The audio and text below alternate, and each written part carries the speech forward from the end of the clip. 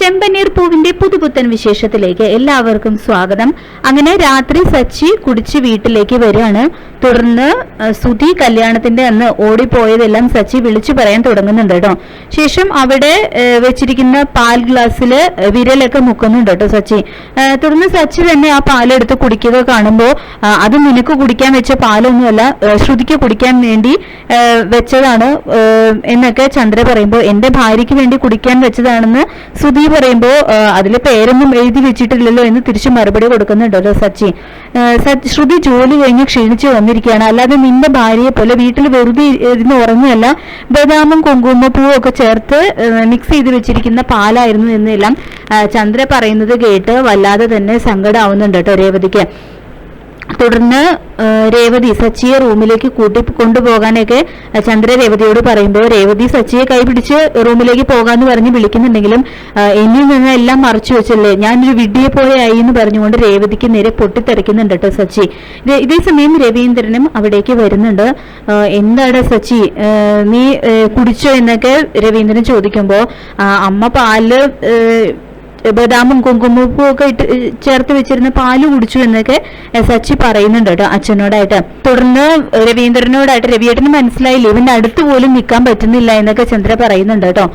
തുടർന്ന് ശ്രുതിയാണെങ്കിൽ സച്ചി എപ്പോഴും ഇങ്ങനെ തന്നെയാണോ എന്നൊക്കെ ഇങ്ങനെ സ്വകാര്യമായിട്ട് ചോദിക്കുമ്പോൾ അത് കേൾക്കുന്ന സച്ചിയാണെങ്കിൽ ഞാൻ എന്റെ കാശിനാണ് കുടിച്ചത്, ഇവനെ പറ്റി നിനക്ക് എന്തെങ്കിലും അറിയോ, പഠിപ്പ് മുഴുവൻ പൂർത്തിയാക്കിയിട്ട് കുറെ വർഷം ഇവന് വീട്ടിൽ വെറുതെ ഇരിക്കുകയായിരുന്നു, 1 രൂപ പോലും ഇവൻ വീടിന് വേണ്ടി സമ്പാദിച്ചിട്ടില്ല, പക്ഷെ ഞാൻ കൊണ്ടുവരാറുണ്ട്, കാറിന്റെ ഡ്യൂ കെട്ടണം, അതൊക്കെ എന്റെ തലയിലാണ്, എന്നിട്ട് ഞാൻ വീട്ടു ചെലവിന് കാശ് കൊടുക്കാറുണ്ടെന്നൊക്കെ സച്ചി അവിടെ നിന്ന് വിളിച്ചു പറയുന്നുണ്ട് കേട്ടോ.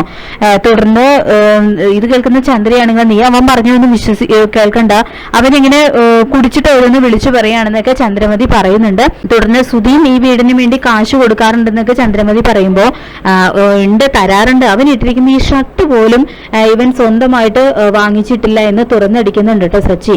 എന്താടോ സച്ചി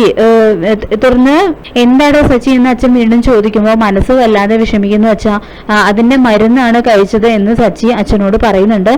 എല്ലാം ഓടിപ്പോയി ഇവൻ കാരണം എന്ന് സച്ചി പറയാൻ തുടങ്ങുന്നതും സുധിയോട് ശ്രുതിയെയും കൂട്ടി റൂമിലേക്ക് പോകാനായിട്ട് ചന്ദ്ര പറയുന്നുണ്ട് കേട്ടോ. അങ്ങനെ അവർ റൂമിലേക്ക് പോകാൻ തുടങ്ങുന്നതും ഇത് കാണുന്ന സച്ചിയാണെങ്കിൽ മുറിയുടെ വാതിൽ അടയ്ക്കാൻ പറ്റും, പക്ഷെ സത്യത്തിന്റെ വാതിൽ ഒരിക്കലും മൂടി വെക്കാൻ പറ്റില്ല എന്നൊക്കെ വിളിച്ചു പറയുന്നുണ്ട് കേട്ടോ മുന വെച്ച്. ശേഷം പുതിയ മരുമകൾ നിന്നെ കുറിച്ച് എന്ത് വിചാരിക്കും, ഇങ്ങനെ ഒരു നാശം എന്നൊക്കെ പറഞ്ഞുകൊണ്ട് ചന്ദ്രമതി രേവതിയെയും സച്ചിയും ഒരുപോലെ കുറ്റം പറഞ്ഞ് അവിടെ നിന്നും പോവാണ്. തുടർന്ന് എന്താണ് സച്ചി വീണ്ടും നീ കുടിക്കാൻ തുടങ്ങിയെന്ന് രവീന്ദ്രൻ ചോദിക്കുമ്പോൾ എല്ലാം ഇവള് കാരണാച്ച എന്നൊക്കെ സച്ചി പറയാൻ തുടങ്ങും. നമുക്ക് രാവിലെ സംസാരിക്കാം, നീ മുറിയിലേക്ക് പോകാൻ പറഞ്ഞ് രവീന്ദ്രൻ സച്ചിയെ റൂമിലേക്ക് പറഞ്ഞു വിടുന്നുണ്ട്. അതിനുശേഷം മോള് വിഷമിക്കണ്ട, ഞാൻ അവനോട് സംസാരിക്കാം എന്നൊക്കെ രവീന്ദ്രൻ രേവതിയോട് പറയുമ്പോൾ എന്റെ ജീവിതം സാധാരണ ശരിയായി വരികയാണെന്ന് കരുതി ഒരുപാട് സന്തോഷിച്ചു വെച്ചോ, പക്ഷെ അതെല്ലാം വെറുതെ ആയി എന്ന് പറഞ്ഞുകൊണ്ട് പൊട്ടിക്കരയുന്നുണ്ട് കേട്ടോ രേവതി. പിന്നീട് മുറിയിലെത്താണ് രേവതി. അപ്പൊ സച്ചിയാണെങ്കിൽ കുടിച്ച് ബോധം കിട്ടും നിലത്ത് കിടക്കുകയാണ് കേട്ടോ.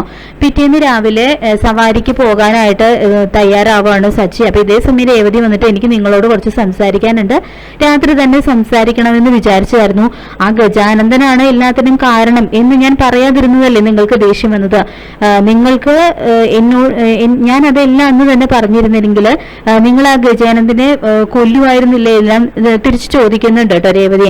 അതിന് നിനക്ക് എന്താണെന്ന് സച്ചി ചോദിക്കുമ്പോ നിങ്ങൾക്കൊന്നും ഇല്ലായിരിക്കും, പക്ഷെ നിങ്ങളെ വിശ്വസിച്ചിറങ്ങി വന്ന എനിക്കതില് പ്രശ്നമുണ്ടോന്ന് തന്നെ പറയുന്നുണ്ട് കേട്ടോ രേവതി. നിങ്ങൾ കുടിച്ചു വന്നു, അത് അച്ഛനും അമ്മയ്ക്കും അത് മാത്രമേ അറിയാമായിരുന്നുള്ളൂ, പക്ഷേ ഇന്നിപ്പോൾ ശ്രുതി കൂടി ഈ വീട്ടിലുണ്ട്, ഞാൻ നിങ്ങളെ കല്യാണം കഴിച്ചതായതുകൊണ്ട് ഞാനും എല്ലാം സഹിക്കും, പക്ഷേ ശ്രുതി നിങ്ങളെ കുറിച്ച് എന്ത് വിചാരിക്കും, പക്ഷെ നിങ്ങൾക്കതൊന്നും അറിയണ്ടല്ലോ, നിങ്ങൾക്ക് സവാരി എന്നും പറഞ്ഞ് രാവിലെ ഈ വീട്ടിൽ നിന്ന് ഇറങ്ങി പോയാൽ മതിയല്ലോ, പക്ഷെ എനിക്ക് മറ്റുള്ളവരോട് സംസാരിക്കാം, രാവിലെ മുതൽ ഈ വീട്ടിൽ കഴിയേണ്ടത് ഞാനല്ലേ, ഒരു പെണ്ണിന് ഭർത്താവിന്റെ വീട്ടില് പരിഗണനയും സ്നേഹവും ഒക്കെ കിട്ടുന്നത് അവളുടെ ഭർത്താവ് എങ്ങനെയാണ് പെരുമാറുന്നത് എന്നതിനെ ആശ്രയിച്ചിരിക്കും, പക്ഷെ നിങ്ങൾക്കാണെങ്കിൽ നിങ്ങൾക്ക് അതൊന്നും അറിയണ്ടല്ലോ എന്ന് ചോദിച്ചുകൊണ്ട് ശരിക്കും ഇമോഷണൽ ആവുന്നുണ്ട് കേട്ടോ രേവതി. ഇനി നിങ്ങൾക്ക് ഇതുപോലെ എന്തെങ്കിലും ദേഷ്യം വന്നാൽ ഈ റൂമിൽ വന്ന് എന്നോട് ദേഷ്യപ്പെട്ടോളൂ, വേണമെങ്കിൽ അടിച്ചോളൂ, പക്ഷെ പുറമേ വെച്ച് ഇങ്ങനെ ഒന്നും ചെയ്യരുത് എന്ന് പറഞ്ഞുകൊണ്ട് ദയനീയമായിട്ട് കരയുന്നുണ്ട് കേട്ടോ രേവതി സച്ചിയുടെ മുന്നിൽ. അങ്ങനെ സച്ചിക്കും താൻ ചെയ്തതെല്ലാം തെറ്റാണ് എന്ന് ബോധ്യമാവുന്നുണ്ട്. അപ്പൊ രവീന്ദ്രനും ഇതെല്ലാം കേൾക്കുന്നുണ്ട് കേട്ടോ. തുടർന്ന് തൻ്റെ തെറ്റ് മനസ്സിലാക്കുന്ന സച്ചി ശരിക്കും രേവതിയോട് ക്ഷമിക്കുകയാണ് കേട്ടോ ചെയ്യുന്നത്. അങ്ങനെ ചെമ്പനീർ പൂവിൻ്റെ വളരെ ത്രില്ലിംഗ് ആയിട്ടുള്ള എപ്പിസോഡുകൾ തന്നെയാണ് വരാനായിട്ട് പോകുന്നത്. ഈ റിവ്യൂ ഇഷ്ടപ്പെട്ടെങ്കിൽ ലൈക്ക് ചെയ്യുക, ചാനൽ കൂടി ഒന്ന് സബ്സ്ക്രൈബ് ചെയ്ത് സപ്പോർട്ട് ചെയ്യുക. താങ്ക്